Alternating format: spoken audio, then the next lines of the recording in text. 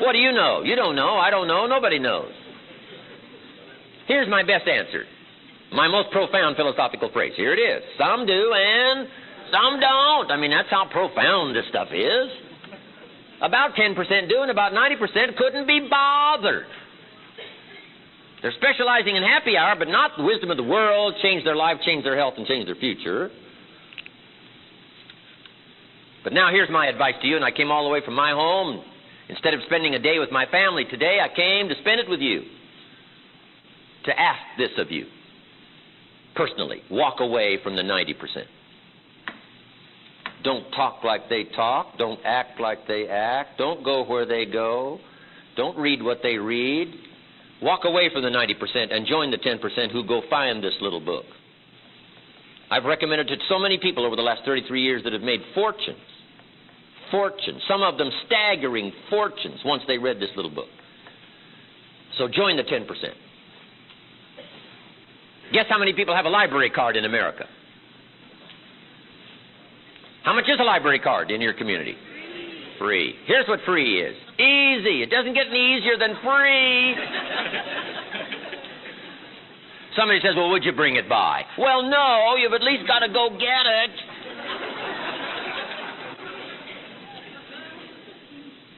Here's how many people have a library card. Wisdom of the world available. Change any part of your life you want changed. Get all the information you could possibly use for a lifetime. 3%. 97% couldn't be bothered. They don't stop in the library. They drive by. Andrew Carnegie thought they were all going to stop in. That's why he built all those libraries all across America. No, they don't stop in. They drive by. Here's what I'm asking you to do. Walk away from the 97%. Don't use their vocabulary. Don't use their excuses. Don't use their method of drift and neglect. Won't even walk around the block for their health. Won't even eat an apple a day. Won't even take the time to refine their philosophy for a better life. Walk away and join the 3%. Guess how many people can retire from the income of their own personal resources when it comes time to retire? Answer, 5%. In America, 5% of the people are independent. 95% are dependent. Take charge of your own retirement, you can multiply it at least by 5. Let the government take care of it, some company take care of it, you got to divide by 5. I'm asking you, take charge of your own retirement. Take charge of your own life. It happens to be one of the titles of my own cassette program, Take Charge of Your Own Life.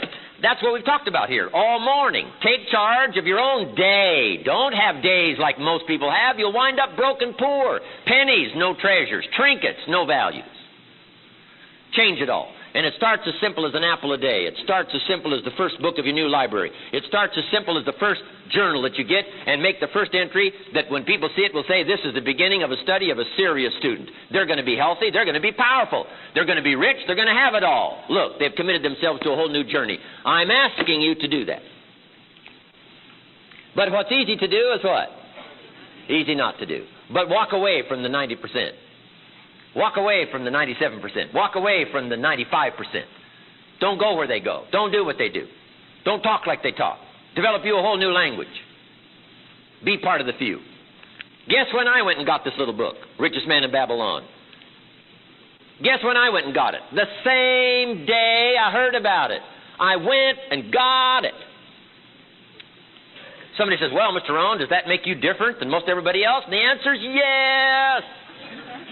Somebody says, well, why is that? We don't know. What do we know? You don't know. I don't know. Nobody knows.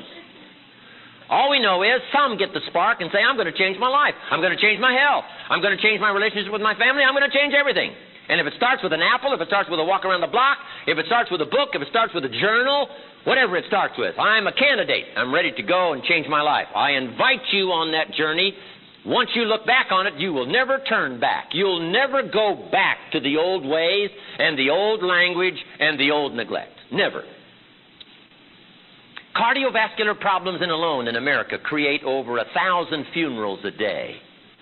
And 70% of it is neglect.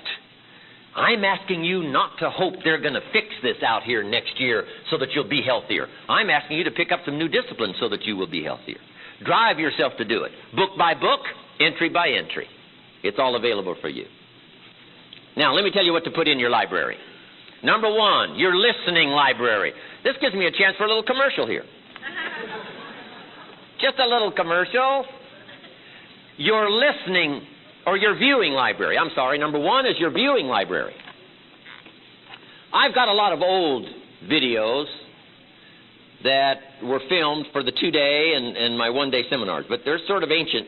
And now we've come up with a brand new version. It's about 4.5 hours, and one of the major subjects in here for kids is how to be rich by 40-35. 4.5 hours, your viewing library, right? Especially for kids sometimes. It's easier for them to watch than it is for them to listen or to read. So this is a good place to start. Video library, 4.5 hours, about 1,100 people, 3 cameras. It's nice. I'm really proud of it. Here's number two, your listening library. Turn your car into a mobile classroom. I've got a 2-day seminar that I do every once in a while. We'll do a couple probably next year. But if you can't get to the 2-day seminar, here's the volumes because it's been recorded, Volume 1 and Volume 2, listening library. Then here's number 3, your reading library. Now, I've only got 3 books, so my books don't make a library. But all I want them to do is to make a contribution. Because if you'd like to go through this stuff that we're covering today again, one of the best ways is by cassette. Maybe have the book to read. Books are mobile, portable. They can be sent somewhere. They can go somewhere. Read the books.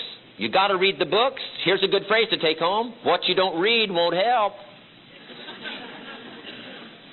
The book you miss might cost you a fortune. You say, well, how much is it? Well, it isn't what it costs. It's what it costs if you don't have it. That's the big cost. So never begrudge the money you spend on your own personal education. Here's what Mr. Shoaff taught me. Good phrase to take home. Formal education gets you a job. Self-education gets you rich. Formal education make you a living. Self-education, what? Make you a fortune. And that's what all the stuff I've got is for. Just take a look. Take home whatever will serve you well. Wonderful. Now, here's what else. Somebody says, Mr. Rohn, I don't read well.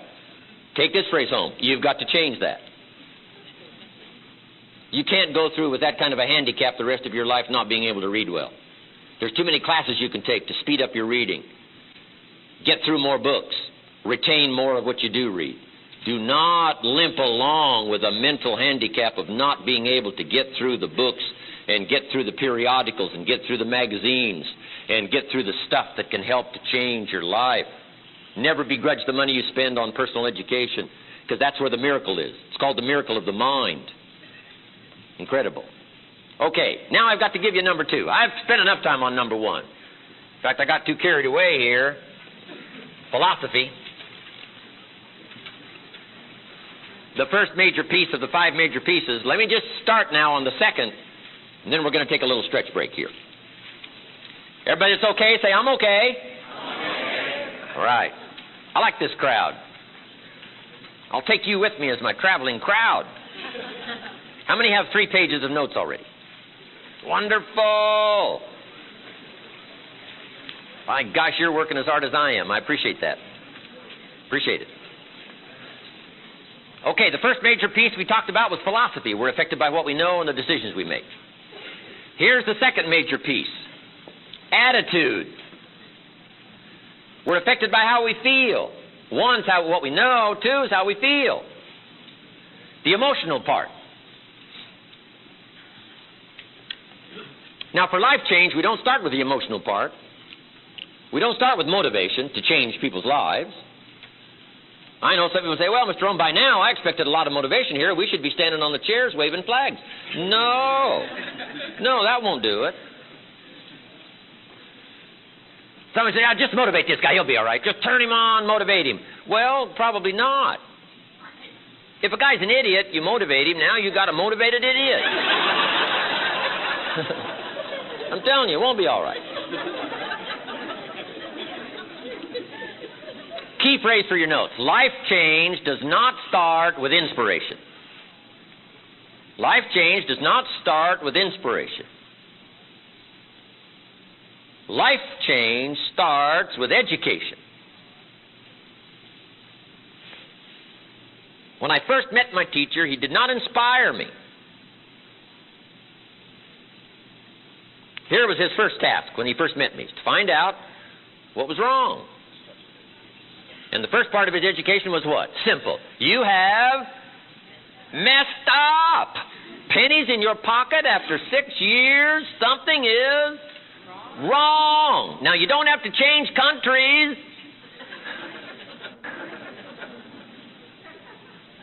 And you don't have to wait for the next election. If you're willing to start doing something about it, you can change it all. So the first part of his education was what? You've messed up. But he didn't leave me there. He said, now, here's the second part of your education. How to change it all, if you're interested. Now, some people aren't interested. I understand that. But I would assume that most of them are not here. You shelled out your cash, time, and money to be here. I would assume you're interested. So you qualify. For those that are interested, I'm telling you, you can change the whole next 6 years of your life if you're interested. You can change your income. You can change your future. Why? Anybody that wants to can set a better sail, regardless of the wind that blows. So life change starts with education, not inspiration. But now it is important how we feel. The attitude part is important. Let me give you now the short list. Just before our stretch break, the short list on how you feel. There's a long list. In our leadership weekend, we get into it all. How you feel about the government, how you feel about taxes. Shove taught me well at age 25, taught me how to become a happy taxpayer. I used to say, I hate to pay my taxes. Shove said, well, that's one way to live. I thought, well, doesn't everybody? He said, no, a few of us have moved beyond that. I used to say, I hate to pay my bills. Shove said, you hate to reduce your liabilities and increase your assets? And I said, well, that's a different way of looking at it. He had me looking at things in a whole different manner. I used to say it costs too much. Shove said, no, let's face the real problem, Mr. Rohn. You can't afford it. I thought, whoa. I never looked at it like that. I always thought it was the problem. Shove said, no, Mr. Rohn, you are the problem. When I gave him that list of excuses why I hadn't done well, he looked them all over and said, Mr. Rohn, big problem with this list. You ain't on it. Come on, let's get you on the list now. Set a better sail. Don't keep wishing for a better wind. Maybe the Republicans next time. Don't postpone your life like that. Get you some new books, get you some new information, start listening to the cassettes, watching A Voice of Value, and see if you can't pick up some ideas to start the change immediately. And the next 6 years could work a miracle for you like it did for me that 6 years. Okay, but attitude is important. Now, here's the short list on how you feel. Number 1, it's how you feel about the past. You've got to have a good, healthy attitude about the past. And here's the best advice I can give you on that. Treat the past as a school. Let it teach you. Maybe a harsh school, tough school. What else is new? We've all been through some tough stuff. Some tougher than others, I understand that. But here's what I want you to use the past for. A schoolmaster. A schooling. Don't let the past beat you, carry it around like a burden. Don't let the past become a club, beat yourself over the head with past mistakes, past faults, past failures. Shove said to me, what? The last 6 years, Mr. Rohn, you've messed up. Now let's use that as a school to teach us how to turn it all around. So that's the attitude about the past. Reach into the past for what? Experience. One of the miracles humans can perform. Dogs can't do it, alligators can't do it, spiders can't do it, but humans can. Reach into the past for something valuable called experience. Now here's number 2. It's how you feel about the future. The future is called the promise. Here's what we learn in Leadership Weekend. The promise of the future is an awesome force. That's why I reach into the future. Try to perform that miracle to help kids see what? The promise. To help kids see the promise, using the best words I can. The best part of my heart and soul I possibly can, to get them to see it's possible to become financially independent and healthy and powerful and unique and sophisticated and cultured and refined, influential. What a promise. We've got to get better, parents, at helping our kids see the promise of the future. And here's why. For every promise, there's a price. You've got to add that note. For every promise, there's a price.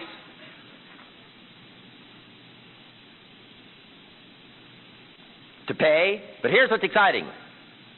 If the promise is clear, the price is easy. But if the promise is not clear, the price is usually too difficult. If we can get our kids to see, I'm telling you, they will pay. They will pay the discipline. They'll go find this little book if they can see. But here's the challenge. If kids can't see the future, they don't want to pay. If you can't see good health, you're not going to go for an apple. If you can't see a better future, you won't go for a walk around the block. If you can't see a better future, you won't take the time to build a library and fortify your life with good ideas and things of value. So here's one of the challenges for all of us, a well-designed future. Let's help our kids understand the promise of the future. And they will pay. Kids will do the most extraordinary disciplines every day if they can see. If they can see. If they can see. So here's another miracle humans can perform. The ability to reach into the future for inspiration. Why? A promise well designed, well defined. Health and power and influence and uniqueness and sophistication and culture and the good life, good taste. Now here's number 3. On attitude. It's how you feel about everybody.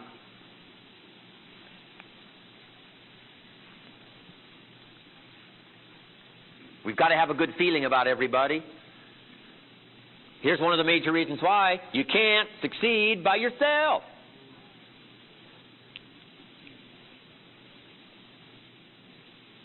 It's hard to find a rich hermit. I mean, you can't succeed by yourself. We all what? Need each other. Key phrase to take home. Each of us need all of us. One person doesn't make a market. One person doesn't make a country. One person doesn't make a symphony orchestra, music that will make the spirit soar. One person doesn't make a family. One person doesn't make a community. One person doesn't make an economy. Give us a chance for riches and wealth for all of us. But here's what's exciting. Each of us have available, all of us, to make a contribution to each of us so that each of us can become as wealthy as we want and as healthy as we want because we've got all these ideas that have been brought here from all the rest of the countries of the world.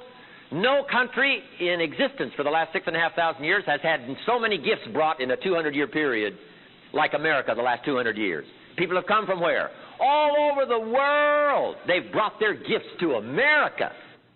The gift of language, and the gift of politics, and the gift of the Constitution, and the gift of liberty and freedom, and the gift of religious liberty, and the gift of the freedom of the press, and the gift of language, the gift of the diversity of ethnic streams have flowed into America, unprecedented in the last 6,500 years. There's been nothing like it in history, so much brought from all the other countries and deposited in one country called America. There's been nothing like it. It's called the miracle of America. The gift of medicine, the gift of inventions, the gift of uniqueness, all of the stuff that's been brought here, and what? All of the stuff that's been brought here is available to each of us. To each of us. And if you've got some warped attitude about all that, I'm telling you, you'll miss it all. You'll have to wind up with ashes. You'll have to wind up with trinkets. You'll have to wind up with pennies. What I'm asking you to do is learn to appreciate all that's been brought here and reach out and touch it. Somebody spent a lifetime from some other country writing a book, and the guy won't even pick up a free library card and go get it and check it out and let it affect his life. Gifts brought here that you ignore. Gifts brought here that you say, ho-hum, when's the next happy hour? I'm telling you, it'll leave you in the dust and the shadows. Learn to appreciate all that's been brought to us. Gifts brought to America, unprecedented. And your attitude about that goes a long way in helping to change your life and your life structure equities for the future. Now here's the last one. It's how you feel about yourself.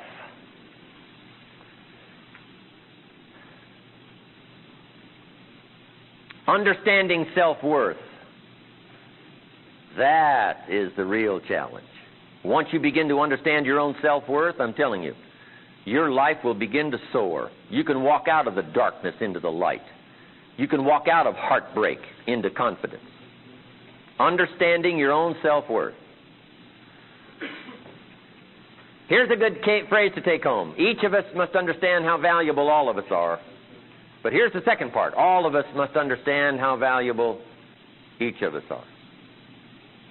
Is your contribution valuable to the whole? I'm telling you, without you, the whole is incomplete. I'm telling you, it takes each of us to make all of us. Each of us with a contribution. Think how powerful we can be if each of us make a better contribution. In fact, John Kennedy said it best. Surely it's the cry of the new Democratic Party. John Kennedy's ancient words. And he said what? Ask for everything and see what you wind up with. No.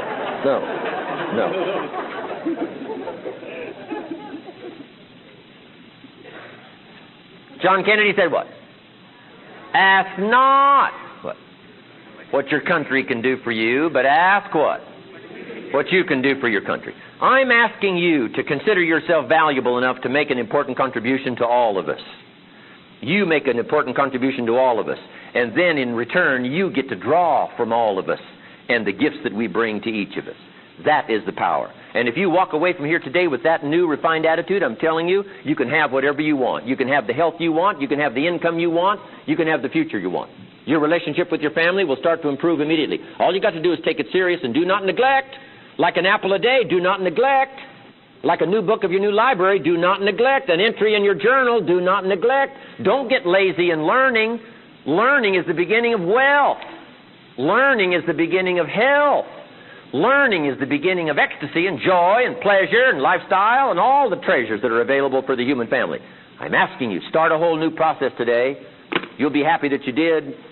Your life will change dramatically. And then what I want back, just as a favor from you to me, let me know about it. I like to get the letters. You cannot believe the letters I've got in my files from teenagers and business executives now all over the world. Some of them have to be translated from other languages where I go. Do seminars like this today. I want that to be part of your story and your experience. That's why I came by to make this kind of investment. I don't need to work this hard, except for that. I could be riding my motorcycle on the Jeep trails today. Right? I don't need to work this hard, but I do need the experience because I want the return. I want this to affect your bank account today. I'm asking you not just to take notes. If you'll go home and work on this stuff, I'm telling you it'll change your life and your future, and that's why I'm here. I want it to happen for you like it happened for me.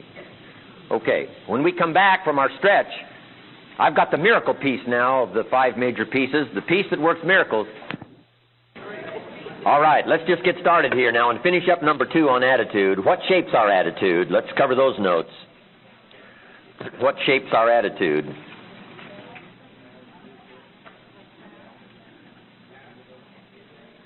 Okay, we covered, right, how you feel about the past, the future, how you feel about everybody, and how you feel about yourself. But here's what shapes our attitude. Number 1, education. Emotions must go to school to learn their value and how to work for you instead of against you in the marketplace, at home, social, community, whatever. Because emotions for the future will either embarrass you or support you. And a great deal of it depends on how well educated your emotions are. It's okay to throw yourself on the floor and kick and scream when you're 3, but not 33. Right? At 33, we expect you to have your emotions so well educated that now they serve you instead of embarrass you. Okay. So, key to work on. Emotions must be educated. Now, here's number 2. Attitude is greatly shaped by influence and association.